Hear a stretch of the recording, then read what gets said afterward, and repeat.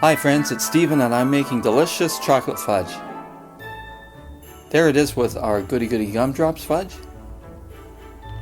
Start by putting some chocolate chips in a bowl. Then add in condensed milk.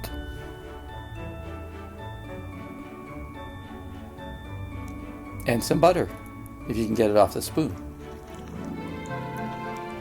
Stir it up and put it in the microwave at 30-second intervals. This took me about 3 minutes. Then stir it all till it comes to this consistency, nice and smooth and creamy. And pour it in a container lined with plastic wrap. Choose a container that'll give you about the right thickness for your fudge squares. Now put it in the fridge for about 3 hours.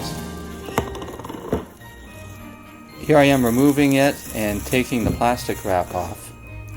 I opted for a round container because I didn't have anything small enough that was square, so I'm cutting off the sides to make a big block that I can cut into 4. There we go. And adding some Christmas decorations, some little leaves, and can also add berries to it, or just buy some decorations and stick them on.